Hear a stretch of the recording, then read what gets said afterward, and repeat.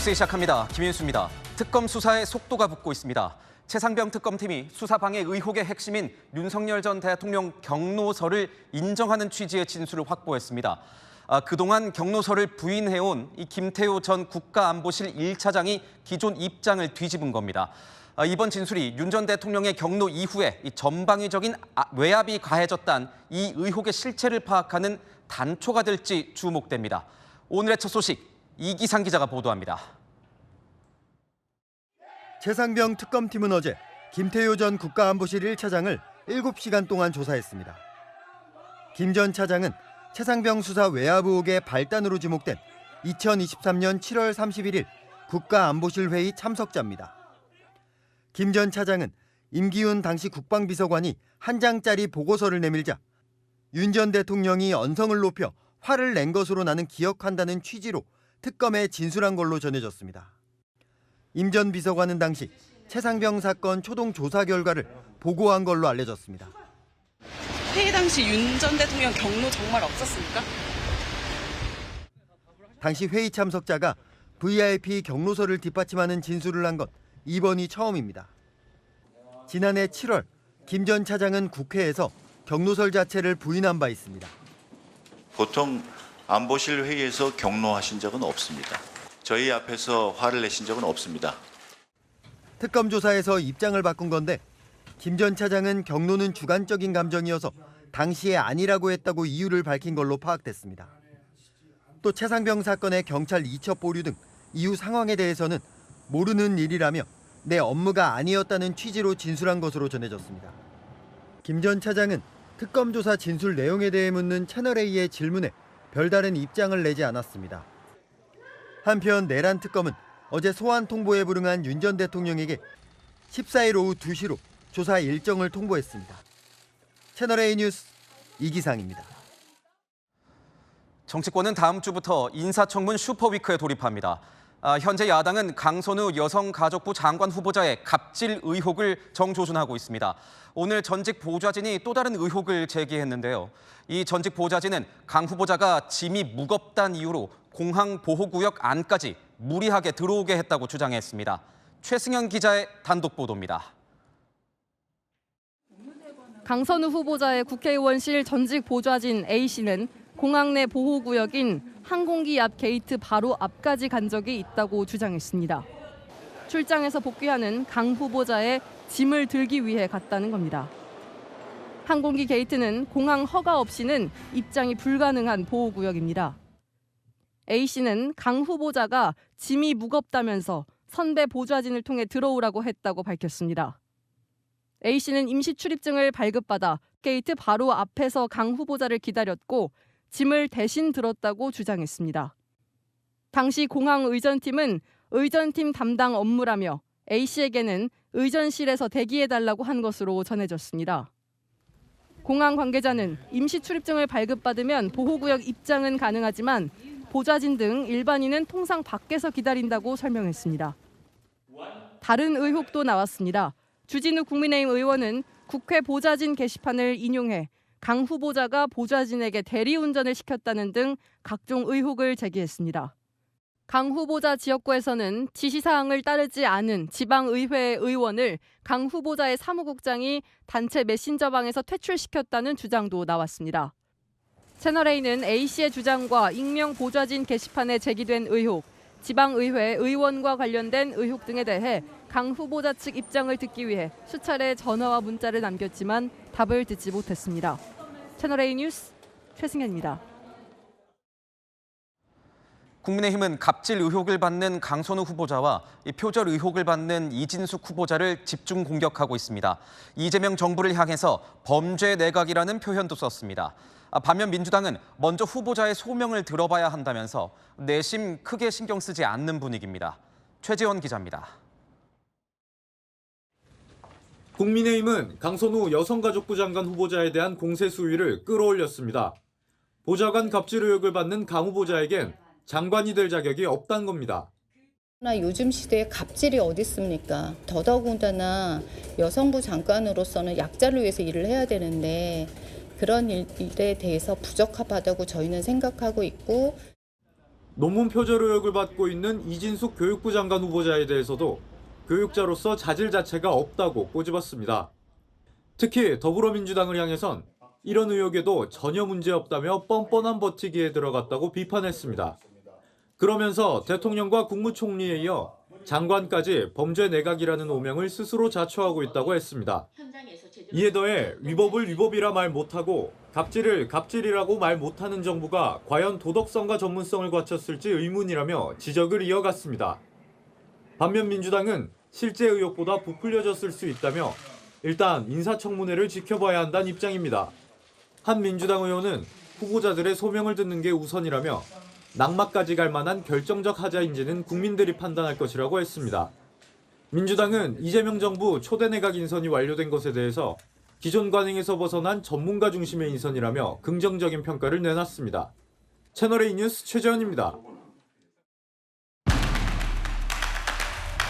네, 아는 기자 정치부 조민기 기자와 다음 주 인사청문회 현장으로 미리 가보겠습니다. 자, 조 기자, 다음 주가 인사청문회 슈퍼위크입니다. 네, 다음 주 월요일부터 이른바 인사청문회 슈퍼위크가 시작됩니다.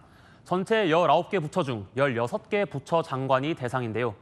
유임된 송미령 농림축산식품부 장관과 어제 지명된 김윤덕, 최희영 후보자를 제외한 인사청문회가 모두 다음 주에 이뤄집니다. 월요일 강선우, 정동영 후보자 등을 시작으로 금요일 윤호중, 정은경 후보자까지 닷새간 쉴 새 없이 이어집니다. 논란을 빚고 있는 후보자들 누가 있습니까? 네, 강선우 여성가족부 장관 후보자와 이진숙 교육부 장관 후보자입니다. 먼저 강 후보자부터 살펴보면요. 논란의 핵심, 갑질 의혹입니다. 보좌진에게 집 변기 수리, 분리수거 등을 지시했다는 의혹이 연일 나오고 있죠. 앞선 저희 단독에서 보셨듯이 공항 보안구역 내 의전을 지시했다는 의혹 새롭게 제기됐고요. 이진숙 후보자의 제자 논문 표절 의혹 등도 야당의 공격 포인트입니다. 이 후보자는 자녀 불법 조기 유학에 대해선 송구스럽게 생각한다며 인정했고요. 이 두 후보자 말고는 괜찮은 건가요? 네, 정동영 통일부 장관 후보자와 정은경 보건복지부 장관 후보자를 살펴볼까요? 정동영 후보자는 태양광 사업 이해 충돌 의혹, 정은경 후보자는 남편이 코로나19 관련 주식 매입 의혹을 받고 있는데요. 정동영 후보자는 인사청문회에서 소명하겠다는 입장이고요. 정은경 후보자는 보도 내용에 잘못된 내용이 많이 있다고 해명했습니다. 지금 이 논란인 후보자들 청문회를 통과할 수 있는 건가요? 이후 절차가 어떻게 되는 겁니까? 네, 결론부터 말씀드리면 청문회를 통과하지 못해도 장관에 임명될 수 있습니다. 국무총리와 달리 장관은 국회 동의 없이도 대통령이 임명할 수 있기 때문입니다. 다만 보고서 채택 불발에 따른 야당과 여론의 반발은 감수해야겠죠. 야당이 벼르고 있을 것 같은데요. 네, 맞습니다. 국민의힘은 이진숙 후보자를 겨냥해 장관에 임명되더라도 무효화를 주장할 것이라고 했는데요. 장관 임명을 막을 방법이 없는 만큼 후속 여론전에 힘쓰겠다는 겁니다. 새로운 공세도 펼쳤습니다. 이번 인선에서 한성숙, 최희영 후보자 등 네이버 출신 인사들이 곳곳에 포진됐죠. 야당은 성남FC 후원금 의혹에 네이버 출신 인사가 연루돼 있다면서 이재명 대통령이 이 보은 인사를 했다고 주장했습니다. 여권의 방어 태세는 변함이 없는 겁니까? 네, 강훈식 대통령 비서실장, 이 대통령의 인사 기준이 높다며 인선 작업의 고충을 토로했습니다. 그러면서 후보자 장점에 더 집중해 주셨으면 하는 욕심도 감이 있다고 밝혔는데요. 어렵게 고른 후보자들이니 능력적인 면을 고려해달란 겁니다. 민주당 지도부도 한 명의 낙오도 없다는 입장 변함없습니다. 논문 공저자 등재는 용인된다. 후보 해명을 들어볼 필요가 있다며 두둔하고 있는데요. 일각에선 우려도 감지됩니다. 민주당 보좌진 협의회는 강 후보자 갑질 의혹에 대한 입장 발표 검토에 나섰습니다. 아무리 같은 당 의원이더라도 동료 보좌진이 겪은 피해를 외면하기 어렵다는 기류인 거죠. 한 여당 중진 의원도 인성 문제가 가장 중요하다며 국민 정서에 반한다면 고민해봐야 한다고 말했습니다. 결국 후보자들이 청문회에서 어떻게 소명하느냐가 최종 낙마 여부를 가를 걸로 보입니다. 네, 잘 들었습니다. 지금까지 아는 기자였습니다. 어제 이재명 대통령이 대통령실 직원들과 깜짝 외식을 가졌습니다. 골목이 살아야 경제가 산다면서 외식에 동참해달라고 했는데요. 조만간 시행되는 민생회복 소비 쿠폰이 골목 상권에 온기를 불어넣길 바란다면서 이 사용을 독려했습니다. 우현기 기자입니다. 서울 종로의 한 고깃집. 이재명 대통령과 대통령실 직원들이 안으로 들어갑니다. 식당 안 시민들과 일일이 악수를 나누고 잠시 뒤 자리에 앉아 직접 오겹살과 음료를 주문합니다. 뭘로 드시라고?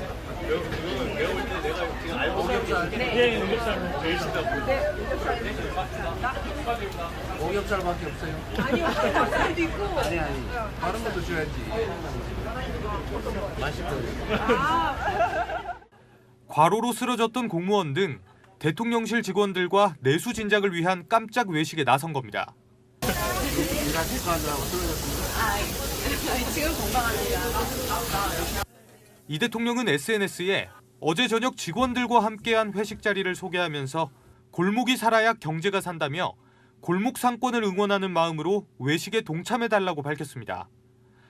이 대통령은 지난달 26일에도 용산 대통령실 인근 대구탕 식당을 방문하는 등 골목 상권을 찾았습니다. 대통령이 갑자기 식사하시게 된 거는 어떤? 민생회복 소비 쿠폰도 함께 독려했습니다. 소비 쿠폰이 내수 소비를 촉진해 침체된 골목 상권에 온기를 불어넣고 경제 선순환 구조를 만들어주길 기대한다고 강조했습니다. 아마도 이번에는 정육점, 식당이 꽤 장사가 잘 될 거라고 보통 예측하잖아요. 소고기 한번 먹어봐야지. 소비 쿠폰은 오는 21일부터 시행될 예정인데 사는 지역과 소득에 따라 1인당 최소 15만 원에서 최대 55만 원까지 지급됩니다. 카드사 앱이나 홈페이지를 통해 온라인 신청하거나 주민센터에서 대면 신청도 가능합니다. 채널A 뉴스 우현기입니다. 이재명 대통령이 민생회복 소비 쿠폰만큼이나 신경을 쓰고 있는 게 바로 부동산 시장입니다. 주택담보대출 한도를 6억 원으로 제한하는 고강도 대출 규제에도 불구하고 최대 15억 원 시세 차익이 기대되는 로또 청약에 무려 22만 명이 몰렸습니다. 현금 부자들이 이렇게나 많은 걸까요? 오은선 기자가 취재했습니다. 재건축 최대어로 꼽히던 둔촌주공 재건축 아파트 단지입니다. 주변 시세 대비 최대 15억 원의 차익 기대로 로또 청약으로 불려왔습니다. 하지만 이번 초강력 대출 규제가 큰 변수가 됐습니다. 이 아파트는 현재 소유권 보존 등기가 나지 않아 주담대를 받을 수 없고 입주가 완료돼 입주자 집단 대출도 사실상 불가능합니다. 이번 대출 규제로 갭 투자까지 막히면서 분양가 전액을 현금으로 가지고 있어야만 청약이 가능합니다. 이런 제약에도 지난 10일부터 이틀간 진행된 무순위 청약에는 22만 명이 넘게 몰렸습니다. 총 4가구 모집에 경쟁률 평균 5만 6천 대 1이 나왔습니다. 내년에 결혼을 앞둔 30대 A씨는 자금 마련이 과제지만 내 집 마련 걱정에 무작정 신청했습니다. 막상 그 전세자금 대출이랑 신용대출을 얼마나 받을지 알 수 없기 때문에 걱정이 많이 되는 부분입니다. 로또 청약이 된다 그러면 온갖 방법을 다 동원해서라도 자금을 마련해서 일단 입주를 하는 게 가장. 대출 규제로 경쟁률 수치는 낮아졌습니다. 앞서 2023년 서울 동작구 아파트 무순위 청약에서는 한 채에 83만 명이 신청해 역대 최고 경쟁을 기록한 바 있습니다. 하지만 대출 규제 여파로 청약 정책이 현금 부자 리그로 전락했다는 지적이 나옵니다. 돈 있는 무주택자들끼리 싸움이잖아요, 결국은. 대출력이 아니라 자금력이야. 전문가들은 현금 여력이 있는 사람들만 인기 단지에 진입할 수 있는 시스템은 부동산 초양극화를 심화시킬 수 있다고 우려합니다. 채널A 뉴스 오은선입니다. 12살 어린이가 수백 미터 떨어진 먼 바다로 떠밀려서 표류하는 사고가 발생했습니다.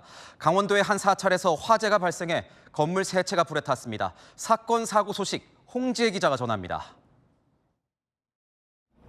동력 구조보트를 탄 해경대원이 바다로 나아갑니다. 너무 멀어서 지금 저쪽으로 접근이 안 되는 거지. 오전 11시쯤 이 해수욕장에 놀러온 12살 어린이가 표류하는 사고가 났습니다. 튜브를 타고 놀던 아이는 파도에 떠밀려 300m 넘게 표류하다 출동한 해경에 구조됐습니다. 구명조끼를 입고 있던 덕분에 다친 곳은 없었습니다. 아이는 튜브에 앉아 있었고 구명조끼를 착용한 상태여서 건강 상태에는 이상이 없는 상태로 구조되었습니다. 터마가 새빨간 불길에 휩싸이고 기둥이 힘없이 쓰러집니다. 새벽 2시쯤 강원도 양양군 한 사찰에서 불이 나 3시간 만에 꺼졌습니다. 주지 스님이 연기를 마셔 병원으로 이송됐고 법당 등 건물 3채가 모두 탔습니다. 어젯밤 8시 57분쯤 부산의 어망 제조공장에서도 불이 났습니다. 불은 3시간 만에 꺼졌지만 공장 내부와 원자재 등이 불에 탔습니다. 넘어진 화물차 뒤에 대형 트레일러가 서 있습니다. 새벽 3시 35분쯤 중부 내륙 고속도로에서 28톤 트레일러와 8.5톤 화물차가 부딪히는 사고가 났습니다. 사고 충격에 화물차가 우측으로 넘어졌지만 다행히 인명피해는 없었습니다. 화물차하고 트레일이 추돌했는데 추돌한 화물차가 갓길에 우존되어 있는 사고거든요. 경찰은 차선 변경을 하다 사고가 난 것으로 보고 사고 원인을 조사 중입니다. 채널A 뉴스 홍재입니다. 요즘 물놀이 사고가 잇따르고 있습니다. 특히 수심이 급격히 변하는 하천이나 계곡에선 사소한 방심이 큰 사고로 이어지기 일쑤인데요. 과시는 금물입니다. 위험천만한 물놀이 현장, 강경무 기자가 취재했습니다. 차박으로 유명한 홍천강 유원지입니다. 상류로 올라가자 출입금지 안내문이 보입니다. 이 유원지 상류 지점은 유속이 빨라서 물놀이 금지 구역으로 출입을 통제하고 있습니다. 안내문이 무색하게 차박을 하는 차량들이 들어서 있습니다. 물속에 들어가 낚시를 즐기는 사람들도 포착됩니다. 익사사고가 난 곳이라는 현수막이 붙어 있지만 아랑곳 않는 모습입니다. 여기는 계속 오는 사람만 와요. 그늘이 없으니까 물가 앞에 있어야지 계속 와요. 여기가 이게 좀 저쪽보다 좀 덜 복잡하니까 이런 데로 오는 거죠. 유원지엔 수심이 낮은 지대에 부표가 설치됐고 안전요원도 배치됐습니다. 물놀이와 낚시를 할 땐 구명조끼 착용은 필수입니다. 하지만 여러 번 안내방송에도 부표 밖으로 넘어가거나 구명조끼 없이 물에 뛰어듭니다. 물놀이 시에는 반드시 부표 안에서 하여야 하며 구명조끼를 착용해 주시기 바랍니다. 통제로 인해 시비가 붙는 일도 생깁니다. 대부분 나오는데 어떤 사람은 쫓아와서 누가 방송했냐고 따지기도 해요. 물놀이 안전요원이 대부분 고령의 어르신들인데다 하천과 계곡의 관리 범위가 너무 넓어 신속한 대처가 힘들다는 지적도 나옵니다. 안전요원 신용이 지역별로 뽑기가 어려워요. 직접 들어가서 맨투맨으로 구하는 식이 아니고 예도 활동을 하는 식이기 때문에. 최근 5년간 물놀이 사고 사망자는 122명. 대부분 여름 피서철인 7월과 8월에 변을 당했습니다. 채널A 뉴스 강경모입니다. 여름만 되면 찾아오는 불청객들에게 시달리는 아파트 주민들이 있습니다. 백로대가 아파트 인근으로 몰려든 건데요. 소음과 악취, 분변 피해 민원이 속출하고 있지만 보호조류라서 딱히 해결책이 없습니다. 공국진 기자가 보도합니다. 올 초 입주가 시작된 신축 아파트 단지입니다. 단지 옆 나무들 위에 하얀 새들이 잔뜩 앉아 있습니다. 여름철새인 백로입니다. 때를 지어 날아다니고 울음소리는 밤낮을 가리지 않고 울려 퍼집니다. 이곳에 머무는 백로는 천여 마리, 영산강에서 먹이를 찾으며 여름을 지내왔습니다. 그런데 1500세대 아파트 단지 입주가 마무리되면서 불편한 동거가 시작됐습니다. 백로 서식지는 이 아파트 단지와 붙어 있는데요. 사람들이 가까이 접근해도 날아가거나 경계하지 않습니다. 사람을 공격하지는 않지만 우려대는 소음과 분변 악취 때문에 주민들은 고통을 호소합니다. 폭염과 열대야에도 맘 놓고 창문을 열지 못하고 곳곳에 떨어진 분변에 연신 코를 막고 다녀야 합니다. 새끼를 많이 지금 까가지고 3월달 왔을 때는 한 3분의 1 정도라고 보면 지금은 완전히 꽉 찼죠 지금. 아 시끄럽고요. 그럼 냄새가 너무 심해가지고 악취가 너무 심해요. 시청의 소음과 악취 관련 민원이 수십 건 넘게 쏟아졌지만 뚜렷한 해결책은 없습니다. 보호조류로 분류된 백로는 함부로 포획하거나 둥지 제거를 할 수 없습니다. 사업자랑 우리랑 다 민원 대응 방안 마련 협의도 했었어요. 계속 방역하고 이제 소독해 오고 있거든요. 현재로선 여름이 지나 백로가 떠나가기만 기다려야 합니다. 그때까지 불편한 동거는 이어질 전망입니다. 채널A 뉴스 공국진입니다. 부하들에 대한 상습 갑질 의혹으로 중징계를 받았던 박정택 수도군단장이 직무 배제 상태에서 음주운전을 하다가 적발됐습니다. 면허 정지 수준이었습니다. 보도에 이서영 기자입니다. 비서실 직원에게 1년 넘게 사적 심부름을 시키다 정직 3개월 중징계를 받은 박정택 육군 수도군 단장. 육군 중장인 박 군 단장이 직무 배제된 상태에서 최근 음주운전을 하다 경찰에 적발됐습니다. 경기 화성시의 한 도로에서 음주운전 의심 차량이 있다는 신고가 접수된 건 지난달 28일 오후 10시 20분쯤. 박 군 단장은 식당 가옆 저수지 인근에서 신고를 받고 출동한 경찰에게 적발됐습니다. 박 군 단장은 식당에서 술을 마신 뒤 자신의 차를 몰아 귀가하던 중이었습니다. 경찰 음주 측정 결과 박 군 단장의 혈중 알코올 농도는 면허 정지 수준. 동승자는 따로 없던 걸로 전해졌습니다. 박 군 단장은 부하 직원 상습 갑질 논란으로 지난달 17일 정직 3개월이라는 중징계를 받았습니다. 자녀 결혼식 날 부하 직원들에게 대리운전과 하객 관리를 시키거나 아내의 수영강습 선착순 신청을 위해 새벽 4시부터 줄을 서게 하고 개인 물품 중고 거래와 반려동물 먹이 주기를 시키는 등 사적 심부름을 일삼았다는 겁니다. 경찰은 박 군 단장이 현역 군인 신분이라 사건을 군 당국에 인계했다고 밝혔습니다. 채널A 뉴스 이서영입니다. 러시아 외무장관이 북한을 방문했는데 도착지가 평양이 아닌 강원도 원산이었습니다. 이례적인데요. 원산으로 직접 찾아온 김정은과도 만났습니다. 얼마 전 북한이 관광지구를 개장한 곳인 만큼 홍보를 위한 기회로 활용했다는 분석입니다. 정다은 기자입니다.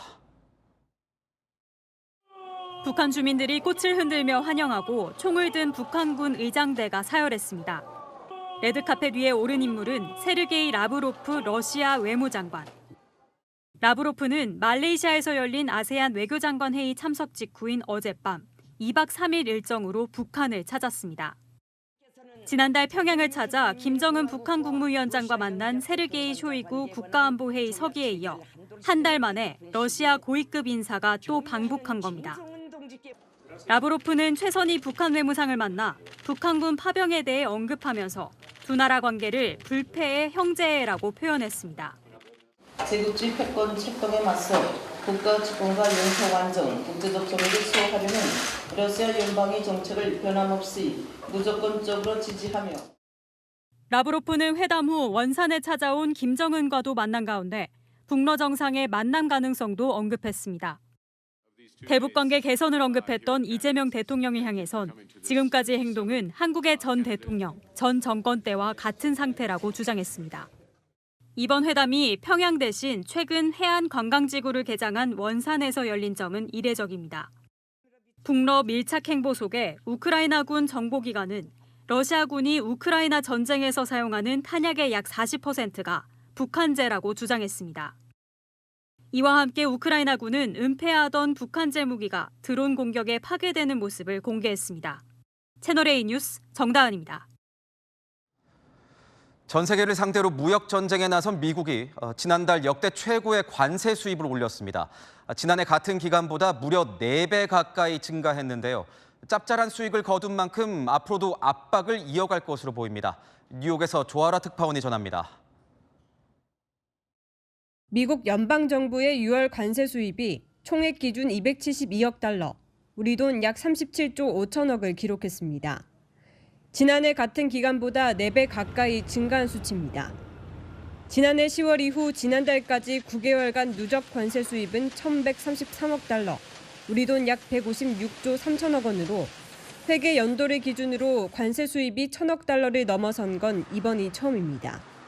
스콧 베센트 미 재무장관은 이 같은 결과에 대해 물가 상승을 초래하지 않는 기록적인 관세 부과를 보여준다고 강조했습니다.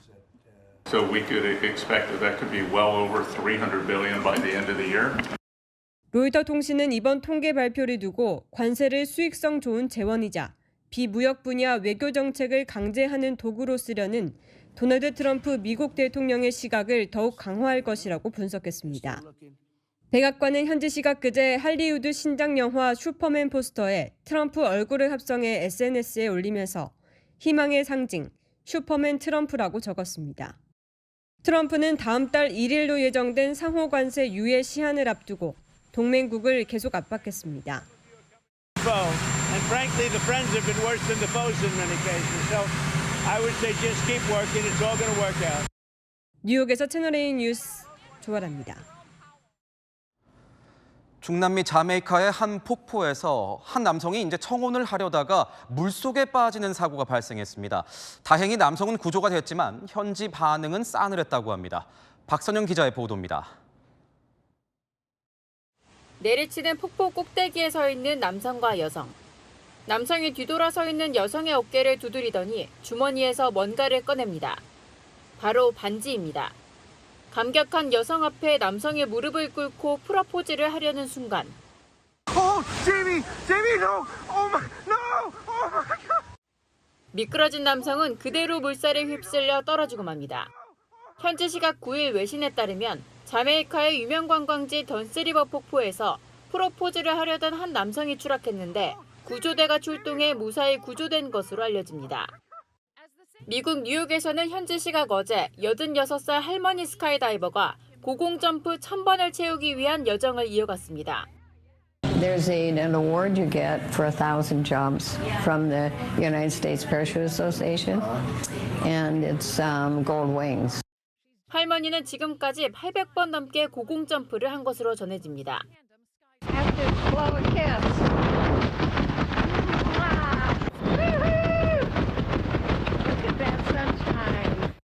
외신에 따르면 할머니는 내년 중에 통산 1000번째 점프를 마칠 수 있을 것으로 전해집니다. 한 아이가 인형 뽑기 기계로 다가가더니 인형이 나오는 구멍 안에 머리를 들이밉니다. 지나가는 행인이 아이가 갇힌 걸 보고 신고해 경찰과 응급구조대가 왔고 작업장으로 기계를 옮겨 결국 분해했습니다. 기계의 뒷면이 열리자 탈출한 아이는 부모에게 뛰어가 안깁니다. 현지 경찰에 따르면 아이는 다친 곳 없이 무사한 것으로 전해집니다. 채널A 뉴스 박선영입니다. 요즘 푹푹 찌는 더위에 하루 종일 에어컨을 켜놓다 보니까 오히려 실내에선 추위에 떨곤 하는데요. 이렇게 너무 오랜 시간 찬바람을 쐬다 보니 냉방병 환자가 늘고 있습니다. 이다혜 기자가 취재했습니다. 하루 10시간 넘게 가게에서 일하는 네일 아티스트 김혜림 씨. 폭염인데도 몸살 감기에 걸렸습니다. 어지럽거나 머리 아프거나 갑자기 콧물 날 때도 있고 그냥 핑 도는 느낌, 그리고 근육도 좀 뭉치고 소화도 잘 안 되고.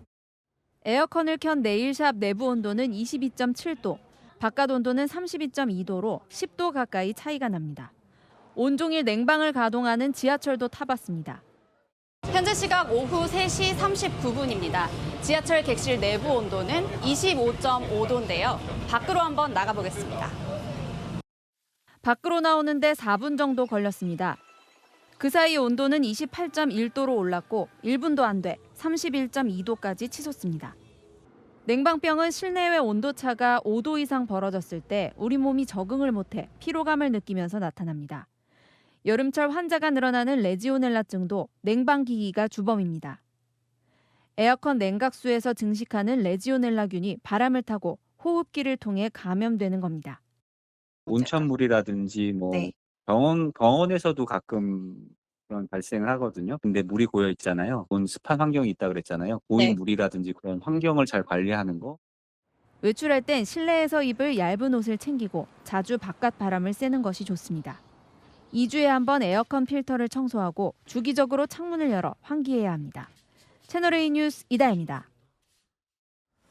날씨가 더워지면 더워질수록 오히려 추워지는 곳이 있습니다. 바로 밀양 얼음골인데요. 지난 주말까지 이 얼음이 얼어 있었습니다. 어떤 비밀이 숨겨져 있는 걸까요? 홍진우 기자가 취재했습니다. 사람들이 바위 아래 옹기종기 모여 있습니다. 바위 틈에서 나오는 찬바람에 한기마저 느껴집니다. 천연기념물 224호 밀양 얼음골입니다. 바깥 기온을 재봤더니 31도인데요. 이 결빙지 바위 속 온도는 1도를 넘지 않습니다. 바람이 나오는 바위 틈으로 온도계를 넣어보자 금세 6도 넘게 떨어집니다. 일부 방문객들은 겉옷을 꺼내 입었습니다. 밑에서부터 지금 냉장고 문을 열어놓은 듯한 그런 시원함을 느꼈어요. 냉기의 비밀은 여러 겹 쌓인 바위에 있습니다.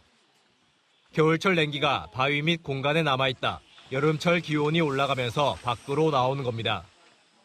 3월부터 바위 틈에 얼음이 관측돼 서서히 녹는데 올해는 지난 5일이 돼서야 다 녹았습니다.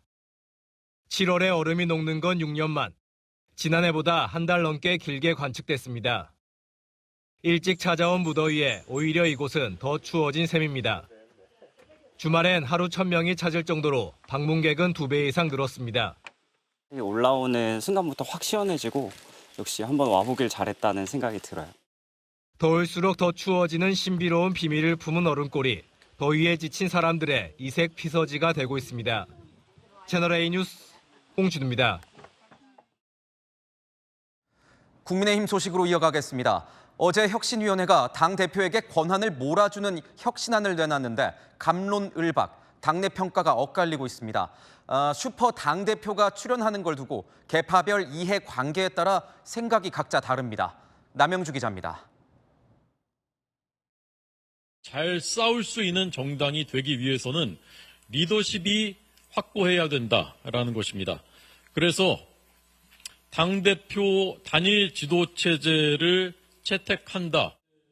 국민의힘 혁신위원회가 내놓은 2차 혁신안은 최고위원회를 없애고 당대표가 지도부를 꾸리는 사실상 원톱 체제입니다. 당내에선 반응이 엇갈립니다. 갑작스러운 데다 당대표를 견제할 장치가 마땅치 않다는 겁니다. 좀 느닷없다는 생각이 들고요. 오히려 당의 분열과 갈등을 가져올 수 있는 부분이 있다고 봅니다. 우리 당의 민주성 회복에 역행할 수 있다고.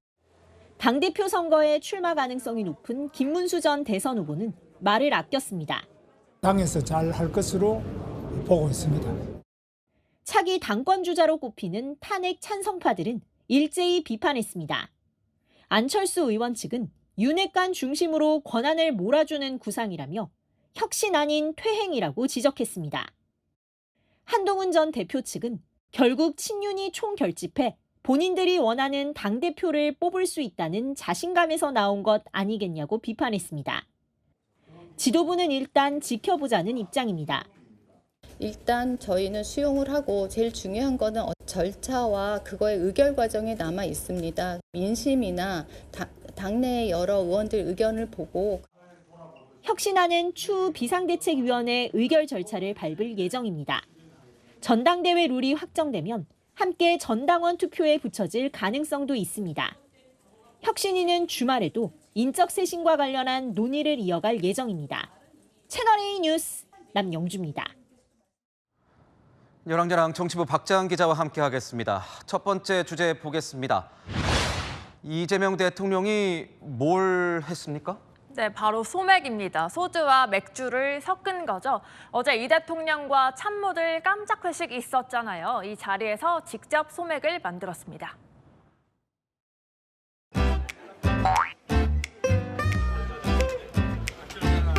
소맥? 좋아요. 좋아? 네. 본심 대로 하세요. 금요일날 저렇게 행복하게. 꽤 훈훈해 보이는데 일반 회사 회식 같기도 하네요. 네, 그렇습니다. 어제 이 자리에는 과로로 최근에 응급실 갔던 직원, 그리고 청와대 복귀 업무 담당자, 경주 에이펙 현장 요원 등이 총 초대됐는데요. 이 대통령은 인수인계도 없었던 힘든 환경에서 각각 묵묵히 최선 다해줘서 고맙다고 격려했습니다. 그런데 저 회식 장소는 어떻게 정한 거예요? 네, 어제 이 장소 서울 광화문 세종문화회관 뒤편 먹자골목이죠. 이 대통령실 관계자는 언젠가부터 회식 문화가 줄면서 저녁 장사가 어려운 곳이 됐더라고 설명했습니다. 어제 결제도 이 대통령이 직접 했다고 하더라고요. 두 번째 주제 보겠습니다. 어떤 후일담을 말하는 겁니까? 네, 어제 이 대통령이 대통령실에서 정규재 전 한국경제신문 주필과 조갑제닷컴 대표와 오찬을 가졌죠. 정 전 주필 오늘 본인 유튜브 방송에서 이 뒷얘기를 풀은 겁니다. 뭔가 주목할 만한 내용이 좀 있었나요? 네, 오는 10월 열리는 경주 에이펙 정상회의에 트럼프 미국 대통령과 시진핑 중국 국가주석이 참석할지 여부를 이 대통령이 언급했다고 하죠. 시진핑이 9월 달에 경주에서 열리는 에이펙 정상회담에 올 거다.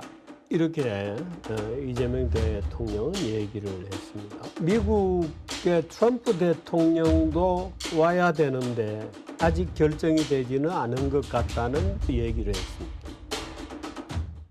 이에 대해서 대통령실은 외교적으로 민감한 문제고 결정된 바도 없는데 이렇게 공개 언급한 것에 대해선 당혹스럽다는 반응입니다. 당장 다음 주부터 인사청문회 슈퍼위크잖아요. 이 관련된 이야기도 나왔나요? 네, 나왔습니다. 요즘 논란이 되고 있는 동명이인 두 사람에 대한 얘기가 있었다고 하네요. 교육부 이진숙 문제는 어떻게 되느냐. 이진숙도 문제고 좀 문제가 있는 것 같아서 자기도 딱하다. 저진숙도 문제다 이러면서 이제 막 웃기도 하고 아마도 무슨 곧 어떤 정치적 선택이 있지 않겠냐. 다만 대통령실 관계자는 어제 대화의 90%는 정규재, 조갑재 두 사람 이야기였다면서 대통령은 웃으면서 호응한 것일 뿐이라고 선을 그었습니다. 마지막 주제 보겠습니다. 수감된 윤석열 전 대통령의 뭘 말하는 건가요? 네, 바로 계좌번호입니다. 윤석열 전 대통령의 변호인 김계리 변호사가 윤 전 대통령의 영치금 계좌번호를 공개했는데요. 돈 한 푼 없이 들어가셔서 아무것도 못 사고 계셨다면서 지지자들에게 영치금을 입금해달라 호소했습니다. 이 영치금으로는 식료품을 구입할 수 있죠. 영치금에는 한도가 있죠? 네, 한도가 있는데 입금 한도가 400만 원입니다. 초과 금액은 별도 개인 계좌로 넘어가는데요. 석방 때까지 보관됩니다. 김 변호사는 수감자들에겐 운동 시간이 주어지지만 윤 전 대통령이 운동하려면 일반 수감자들을 다 들어가게 하고 혼자서 운동하게 해야 한다면서 지난번 체포 때 교도소 측이 난색을 표했다며 일반 수감자들보다 더 인권을 침해받을 이유는 없다고도 주장했습니다. 과거에 조국 전 대표 부인 정경심 전 교수가 이 영치금을 꽤 많이 받지 않았나요? 그렇습니다. 당시에 조국 전 대표 지지자들이 보냈던 영치금 2억 원이 넘었습니다. 이 돈으로 윤 전 대통령 탄핵 찬성 시위에 참석했던 시민들에게 커피 1000잔을 무료 나눔하기도 했었죠.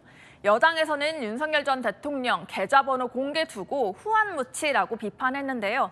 지지층에게 영치금 후원 받는 것도 하나의 정치 문화가 된 것 같아서 씁쓸합니다. 네, 잘 들었습니다. 지금까지 여랑야랑이었습니다. 신석기 시대부터 6,000년의 세월을 바위에 새긴 울산 방구천 암각화가 조금 전 유네스코 세계유산에 등재됐습니다. 우리나라의 세계유산은 모두 17건으로 늘어나게 됐습니다. 이현용 기자의 보도입니다. 회의장에 함성이 울려 퍼집니다. 세계유산위원회가 방구천의 암각화의 세계유산 등재를 최종 결정했습니다. I therefore declare the draft decision 47.8b.20 adopted. 방구천의 암각화는 울산에 위치한 국보 울주 대곡리 방구대 암각화와 울주 천전리 명문과 암각화 2건이 포함됩니다. 바위 표면을 자세히 보면 혹등고래 등 다양한 종류의 고래와 고래잡이의 모습이 뚜렷하게 형상화되어 있습니다. 2km 떨어진 곳에 있는 암각화에는 멧돼지, 사슴 등 육지 동물과 사람의 얼굴, 기하학적 문양과 명문도 새겨져 있습니다. 신석기 후반부터 약 6,000년에 걸친 당시 사람들의 생활과 풍습이 고스란히 담겨진 걸작품으로 평가되고 있습니다. 하나의 캔버스에 뛰어난 화가가 구상을 해서 작업을 한 것 같은 큰 바위면 하나가 캔버스가 돼서 매우 빼어난 작품이 남겨진 거죠. 그런 면에서는 매우 특이하다. 다만 그간 매듭짓지 못한 보존 방안은 아직 과제입니다. 최근 10년간 암각화는 연평균 42일 물에 잠겼던 것으로 조사됐습니다. 수위 조절을 위해 하류의 사연댐에 숨은 3개를 설치할 방안이 추진되고 있습니다. 이로써 대한민국의 유네스코 세계유산은 1995년 석굴암 불국사, 해인사 장경판전 등을 시작으로 모두 17건으로 늘어났습니다. 채널A 뉴스 이현용입니다. 한낮에는 강렬한 햇빛에 바깥에 잠시만 서 있어도 땀이 나는 더위였죠. 내일도 오늘만큼의 폭염이 계속됩니다. 뜨거운 공기에 비 소식 많이들 기다리셨죠. 내일 새벽 전남을 시작으로 점차 비가 전국으로 확대돼 밤에는 서울에도 오겠습니다. 모레까지 영남과 제주에는 100mm 이상, 수도권에는 최대 40mm로 양이 꽤 많겠고요. 이번 비는 월요일 밤까지 오락가락하겠습니다. 비가 내리는 동안 돌풍과 벼락이 동반되고요. 시간당 30mm의 집중호우로 내리기도 하겠습니다. 내일 아침에는 서울과 광주 25도로 출발하고요. 한낮에는 서울 35도, 광주 31도, 부산 29도로 비가 일찍 시작되는 남해안만 기온이 다소 내려가겠습니다. 다음 주 중반, 중부로 다시 비 소식 있습니다. 날씨였습니다. 뉴스에 마칩니다. 시청해주신 여러분 고맙습니다.